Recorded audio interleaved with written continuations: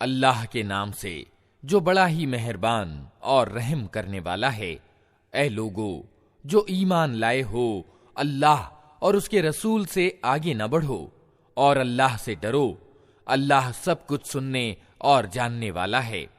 ऐ लोगो जो ईमान लाए हो, अपनी आवाज नबी की आवाज से ऊंची न करो और न नबी के साथ ऊंची आवाज से बात करो, जिस तरह तुम आपस में एक दूसरे से करते हो। कहीं ऐसा न हो कि तुम्हारा किया कराया सब नष्ट हो जाए और तुम्हें खबर भी न हो। जो लोग अल्लाह के रसूल के सामने बात करते हुए अपनी आवाज दबी रखते हैं, वे वास्तव में वही लोग हैं जिनके दिलों को अल्लाह ने परहेजगारी के लिए जांच लिया है। उनके लिए माफी है और बड़ा बदला। ऐ नबी, जो लोग तुम्हें कमरों के बाहर से पुकारते हैं, उनमें से ज्यादातर बुद्धिहीन हैं। यदि वे तुम्हारे बाहर निकलने तक सब्र करते तो उन्हीं के लिए अच्छा था। अल्लाह माफ करने वाला और दयावान है। ऐ लोगो जो ईमान लाए हो, अगर कोई अवज्ञाकारी तुम्हारे पास कोई खबर लेकर आए तो छानबीन कर लिया करो।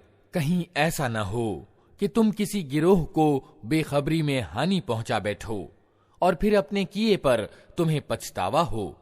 खूब जान रखो कि तुम्हारे बीच अल्लाह का रसूल मौजूद है।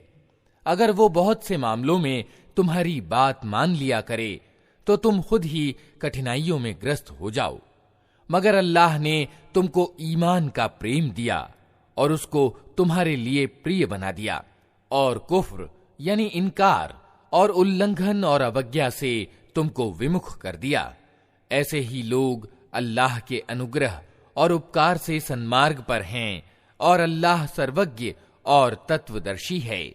और अगर ईमान वालों में से दो गिरोह आपस में लड़ जाएं, तो उनके बीच सुलह कराओ।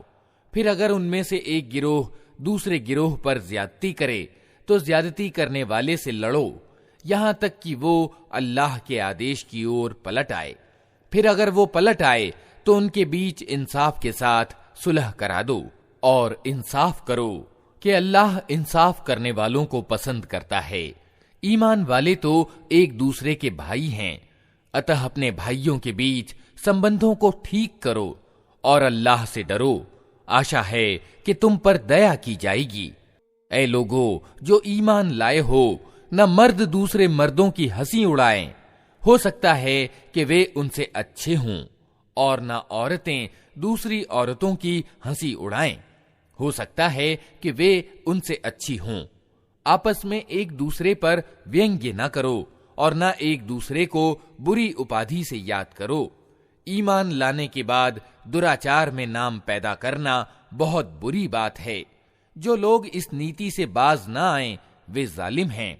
ऐ लोगो जो ईमान लाए हो, बहुत गुमान करने से बचो कि कुछ गुमान गुनाह होते हैं। टोह में मत पड़ो और तुम में से कोई किसी की पीठ पीछे निंदा यानी गीबत न करे। क्या तुम में कोई ऐसा है जो अपने मरे हुए भाई का मांस खाना पसंद करेगा? देखो तुम खुद इससे घिन खाते हो।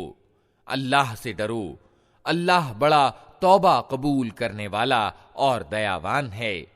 लोगो हमने तुमको एक मर्द और एक औरत से पैदा किया और फिर तुम्हारी कौमें और बिरादरियां बना दी ताकि तुम एक दूसरे को पहचानो। वास्तव में अल्लाह की दृष्टि में तुम में सबसे ज्यादा प्रतिष्ठित वो है जो तुम में सबसे ज्यादा परहेजगार है। यकीनन अल्लाह सब कुछ जानने वाला और खबर रखने वाला है। ये बद्दू कहते हैं कि हम ईमान लाए। इनसे कहो तुम ईमान नहीं लाए, बल्कि यूं कहो कि हम आज्ञाकारी हो गए। ईमान अभी तुम्हारे दिलों में दाखिल नहीं हुआ है। अगर तुम अल्लाह और उसके रसूल के आज्ञाकारी हो जाओ तो वो तुम्हारे कर्मों के बदले में कोई कमी न करेगा।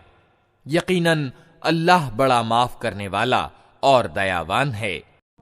वास्तव में तो ईमान वाले वे हैं जो अल्लाह और उसके रसूल पर ईमान लाए, फिर उन्होंने कोई शक न किया और अपनी जानों और मालों से अल्लाह के मार्ग में जिहाद यानी जान तोड़ प्रयास किया। वही सच्चे लोग हैं।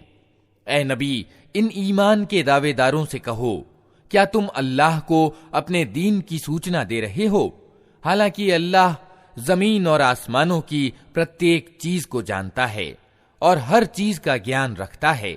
ये लोग तुम पर एहसान जताते हैं कि इन्होंने इस्लाम कबूल कर लिया। इनसे कहो, अपने इस्लाम का एहसान मुझ पर ना रखो, बल्कि अल्लाह तुम पर अपना एहसान रखता है कि उसने तुम्हें ईमान की राह दिखा दी, अगर तुम वास्तव में अपने ईमान के दावे में सच्चे हो। अल्लाह जमीन और आसमानों की हर छिपी चीज का ज्ञान रखता है और जो कुछ तुम करते हो वो सब उसकी दृष्टि में है।